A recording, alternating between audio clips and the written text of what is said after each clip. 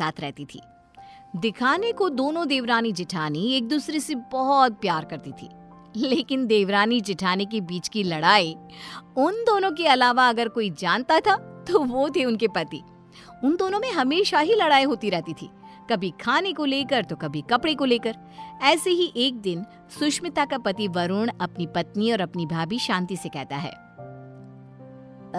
सुष्मिता भाभी और भैया, मैं सोच रहा था कि इस घर में एक नौकर रख लेते हैं, क्योंकि इस बड़े से घर में मेरी भाभी माँ और मेरी प्यारी पत्नी के अलावा और कोई नहीं रहता। इस घर की सफाई करने में इन दोनों का कितना समय बीत जाता है, ये हमारे लिए खाना कैसे बना पाएंगी। तो मैं सोच रहा हूँ कि इस घर में एक नौकर को ले आता हूँ। वरुण, आइडिया बुरा नहीं है, लेकिन इन दोनों का झगड़ा देखकर मुझे लगता है कि हमें 2 नौकर रखने चाहिए। भैया, इतना बजट कहाँ है कि हम 2 नौकर रख सके। अरे आजकल नौकर कितने महंगे हो गए हैं। ये बात तो है। ठीक है, फिर 1 नौकर रख लेते हैं। हाँ, इस घर में नौकर ले आओ, लेकिन 1 नहीं 2, क्योंकि जो नौकर मेरा काम करेगा, मैं नहीं चाहती कि वही नौकर मेरी जेठानी का भी नौकर बनकर रहे। हाँ, मैं भी नहीं चाहती कि मेरा नौकर तेरा काम करे। हाँ, तो कह दीजिए ना जेठ जी को कि आपके लिए भी नौकर ले आए वो। हाँ, मेरा पति मेरे लिए नौकर तो ले ही आएगा ना, क्यों नहीं लाएगा। इस तरह दोनों के बीच एक बार फिर से झगड़ा हो जाता है।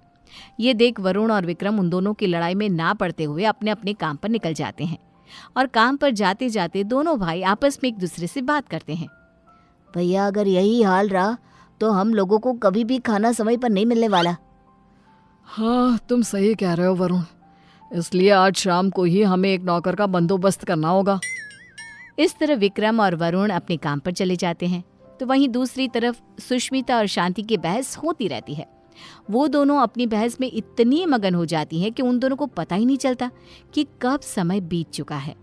ऐसे ही शाम हो जाती है, और शाम के वक्त जब डोरबेल बजती है, सुष्मिता दरवाज़ा खोलती है। उसके सामने वरुण और विक्रम के साथ एक नौकर दिखता है।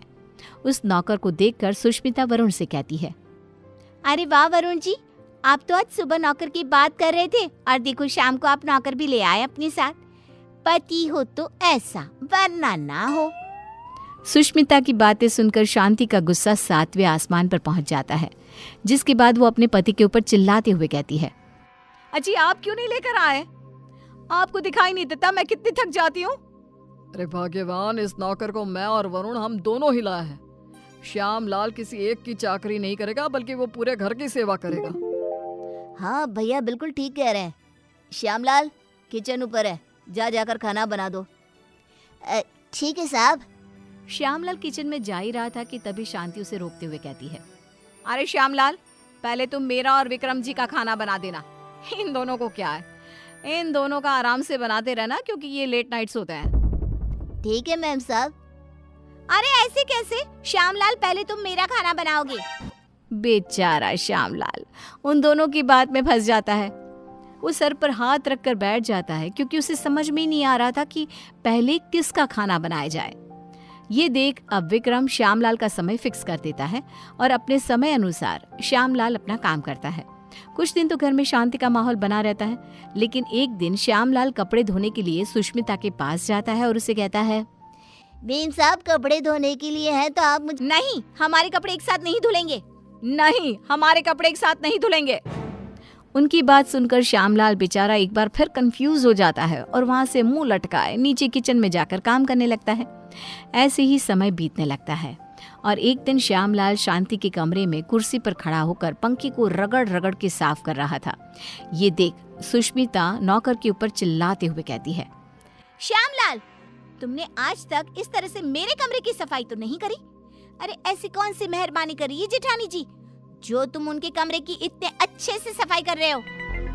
श्यामलाल कुछ बोलता तभी शांति आ जाती है, और सुष्मिता को जवाब देते हुए कहती है, देवरानी जी, आप कुछ नहीं बोल सकती, क्योंकि अभी आपके कमरे की सफाई का समय नहीं आया है। तो आप मेरे कमरे में आकर अपना लेक्चर मत दो श्यामलाल को। सुष्मिता मुंह बनाते हुए वहां से अपने कमरे में चली जाती है। कुछ समय बाद श्यामलाल सुष्मिता के कमरे की सफाई करने आता है। सुष्मिता श्यामलाल से अपने दरवाजे को भी घिसवाती है और अपने शीशे को भी चमकवाती है। कभी अपने कमरे के फर्श को अच्छे से रगड़वाती है, और इस तरह श्यामलाल पूरी तरह से फंस जाता है। उसे समझ में ही नहीं आ रहा था कि इन दोनों को कैसे संभाला जाए, लेकिन वो बेचारा करता भी क्या, मजबूर था। ऐसे ही एक दिन श्यामलाल बाजार से सब्जियां लेने जा रहा था, तभी वो खुद से कहता है, क्यों ना मैं एक ही समय पर दोनों मेम साहब की सब्जियां ले आऊं और दोनों को अलग अलग समय पर दिखा दूंगा कि मैं अलग समय पर यही सब्जियां लेकर आया हूँ। यही ठीक रहेगा। इस तरह श्यामलाल सब्जियों को लेकर आ जाता है, लेकिन जैसे ही वो घर में घुसता है वैसे ही उसके सामने सुष्मिता और शांति खड़ी होती है। ये देख श्यामलाल के पसीने छूट जाते हैं। ये देखकर सुष्मिता कहती है, क्यों श्यामलाल, तुम्हारे पसीने क्यों छूट रहे हैं? तुमने कोई गलत काम किया है क्या? श्यामलाल, मैंने कितनी बार मना किया था कि इसके काम के साथ मेरा काम नहीं करना, लेकिन तुमने फिर से वही किया ना जो तुम्हें नहीं करना था।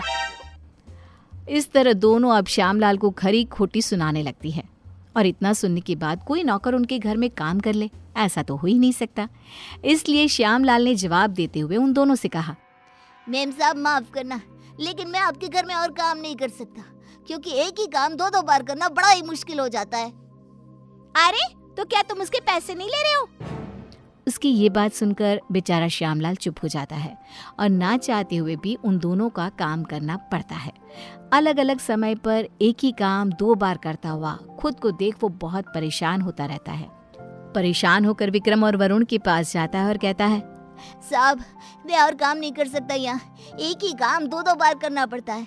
अरे एक काम अगर कोई 2 बार करेगा तो परेशानी हो जाएगा ना, इसलिए मैंने अब ठान लिया है कि इतने कम पैसों में मैं नहीं काम करने वाला। अगर आपको काम करवाना है तो आप किसी दूसरे नौकर को ढूंढ लो। मैं तो यही सलाह देना चाहूंगा कि आप दोनों अपनी अपनी पत्नियों के लिए अलग अलग नौकर रखना, वरना उस बेचारे का भी मेरे जैसा ही हाल हो जाएगा। इतना कहकर श्यामलाल उनकी नौकरी उनको ही सौंप कर चला जाता है। इस तरह बेचारे वरुण और विक्रम परेशान हो जाते हैं। कुछ समय बाद उन दोनों की पत्नियां हॉल में आती है और अपने पतियों से कहती है, अरे श्यामलाल कहाँ है? अरे श्यामलाल कहाँ है? दोनों भाई एक दूसरे की तरफ देखते हैं और कहते हैं, वो काम छोड़कर चला गया। तुम दोनों ने उसके नाक में दम कर रखा था। अच्छा, तो हम लोगों ने उसके नाक में दम कर रखा था, तो तुमने उसको निकाल दिया ना? तो अब इस घर का काम तुम लोग ही करोगे। हाँ, मेरी देवरानी बिल्कुल सही कह रही है। अब इस पूरे घर का काम तुम लोगों को ही करना होगा। इतना कहकर दोनों देवरानी जिठानी चली जाती हैं।